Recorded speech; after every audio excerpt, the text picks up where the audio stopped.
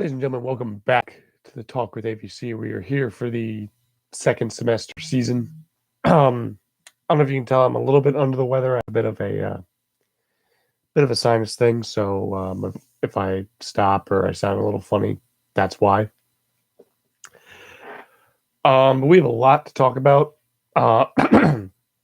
Being the last time I graced you all with my beautiful voice, Garrett Cole had not actually signed with the Yankees yet, but it was that day was the last time that we got to talk. So obviously a lot has happened since then. So here's the deal with all the segments. I'm not so much going to go, what's up, Phil? I'm not so much going to go crazy with all the recap because if you want to know that, you can just look it up on Google.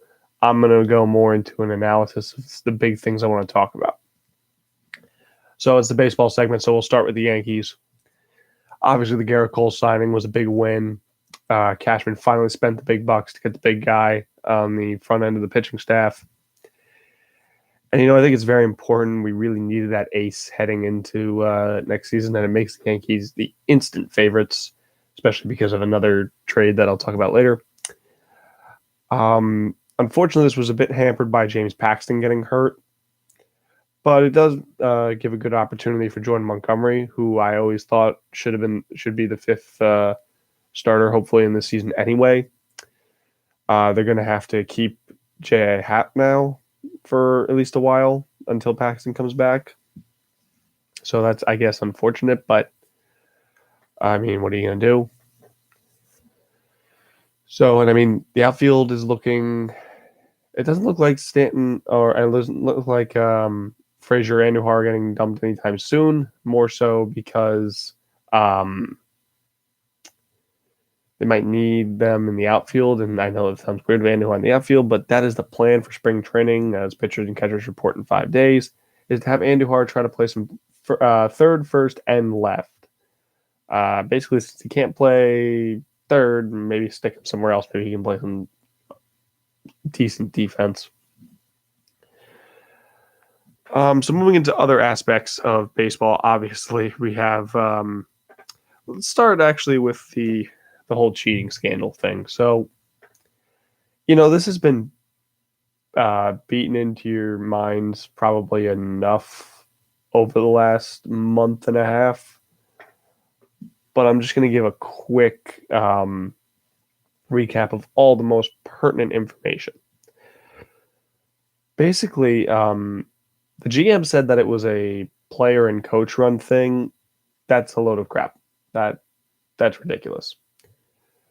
Apparently, this whole cheating idea came from, at the time, an intern who presented a algorithm on Microsoft spreadsheet that would break catcher's signs like in film. And it was called Code Breaking, how original. So with this whole code breaking thing, the Astros, instead of just using it for film afterwards, they decided to use it during games, and that was the whole relay. AJ Hinch did an interview recently. He didn't deny the whole wearing the buzzer thing, but he didn't admit it either, and there's no actual evidence for that. That's all speculation. But at this point, look, this was just a real detriment to baseball, even more so than the whole steroid scandal. I mean, you get enough of that in every sport, but this was bad. And with how high up it went, I was really ahead on information with the whole cheating scandal thing a while back. And most of that still stands up from a previous episode. But it still astonishes me how high up this went. I'm not going to say whether I think the owner knew anything or not, because I don't know with Houston's owner how hands-on they are. In every sport, some owners are more hands-on than others. Do I think LA and New York fans have a right to be very upset? Yes. More so, I think, New York fans, because the Dodgers, basically, this whole code breaking thing only works when the Astros are at home. And the Dodgers lost a couple games on the road to Houston. So you have less of a gripe. But the Yankees won all their home games and they lost the road games. You could argue because of that, but Hinch in the interview said he's not sure. That's up for everyone to decide whether the World Series is tarnished. I think it is, at least for right now. You know, we can look back at this in 5 years and no one could even remember this. But for me, I think it's a little bit tarnished. And it definitely tarnishes the way teams view the Astros. You know, they were looked at as a potential dynasty, a potential new age powerhouse. Now they're kind of looked at as like all the worst parts of the Patriots, basically. All right, so enough about that. Let's get into some of the offseason signings. Let's look at the Reds. Now, I've had a lot of friends over the offseason talking to me about this.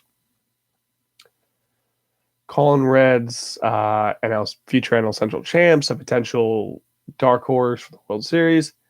Let's everybody calm down a minute here, okay? Let's calm down. I want to take you on a journey back to 2013 to a little team called the San Diego Padres, who went on a massive shopping spree in the offseason, just looking for name brand talent no matter the cost.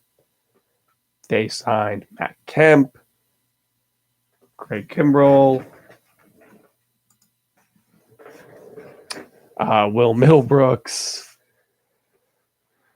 Justin Upton, took on BJ Upton's contract, James Shields, a bunch of past their prime stars.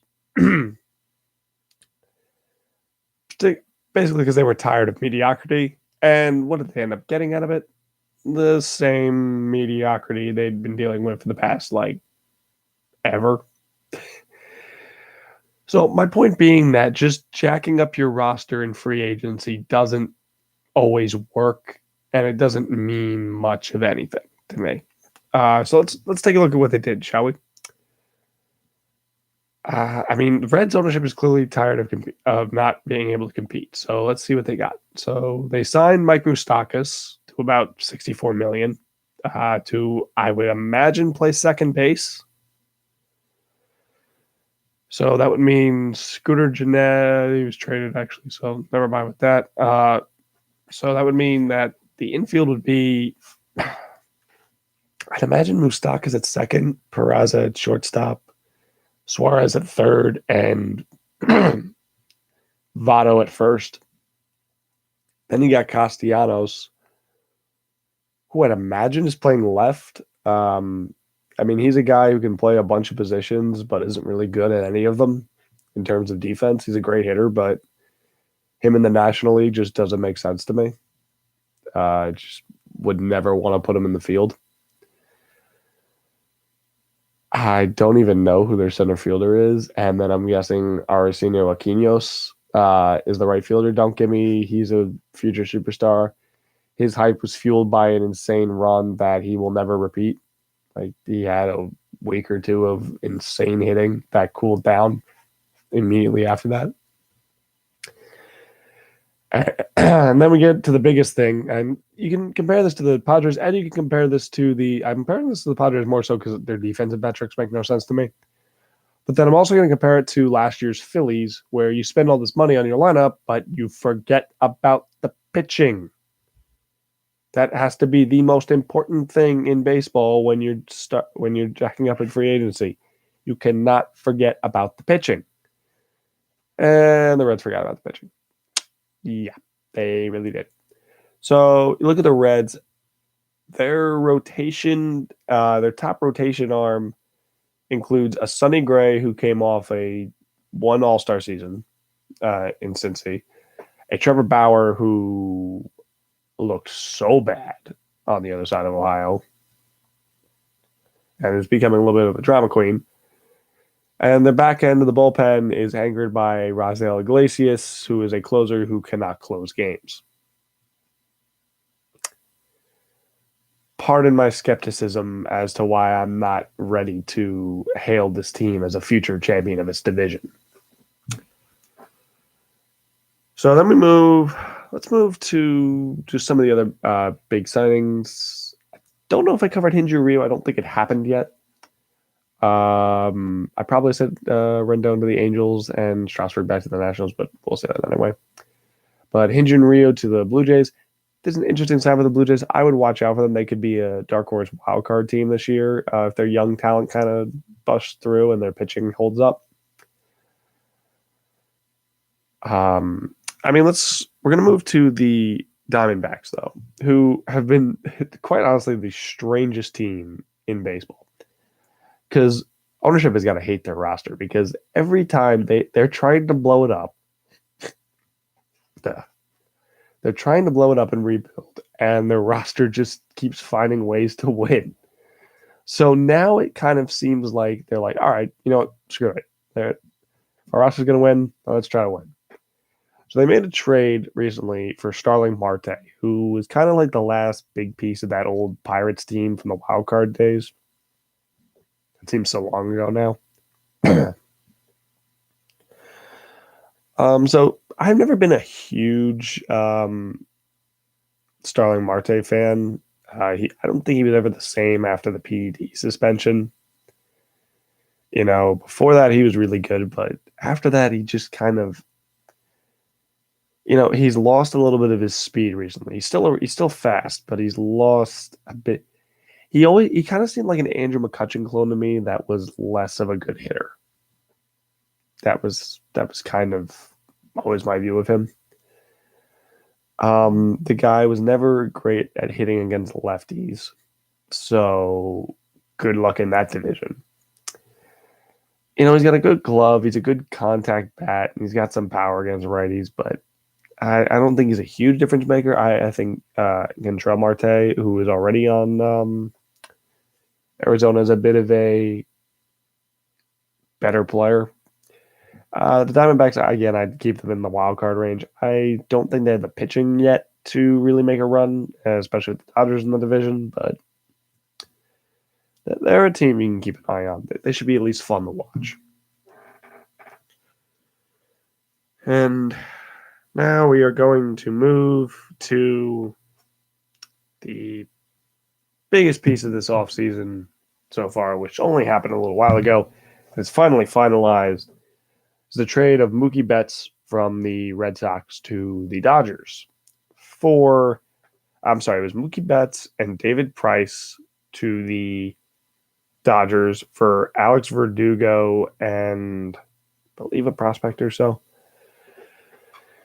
The Dodgers then made a separate trade with the Twins for Bargal, and they sent off Kenta Maeda. That was a good move, actually, in my opinion, for the Twins. The Twins, I had stated earlier in this offseason, needed to also add to their bullpen.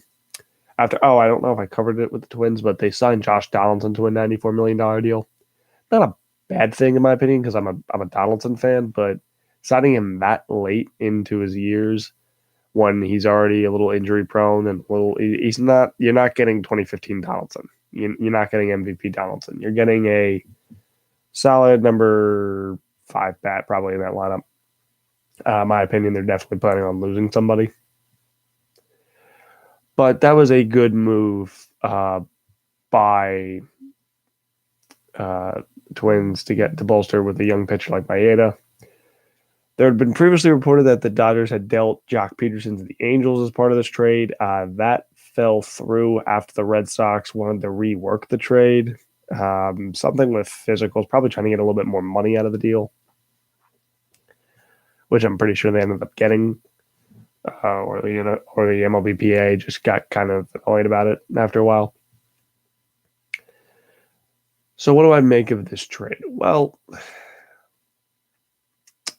couple things. I can't say I'm surprised, and a lot of people were upset by this, and I know this segment's going a little long, but this is going to be the last part here. I know people were, especially Red Sox fans, were quite surprised about all this. I'm not. Ownership in Boston has gotten incredibly complacent with their wins in recent years, and they're looking to cut payroll and get under the luxury tax. I believe I said this a while back. You can probably say bye-bye to Mookie Betts because they're not going to want to pay him the massive contract. You know, they're paying Bogarts. They're going to pay Devers. They're still paying Sale and guys like that in the rotation. Martinez, Jackie Bradley Jr., Andrew Benintendi, Dustin Pedroia's contract's still on the books. They got a lot of money still on the books and not a lot of relief in sight. So dealing away their worst contract with their best player on an expiring contract. No, it's not the first time we've seen it. The Mariners did the same thing with Edwin Diaz and Robinson Cano when they sent them to the Mets.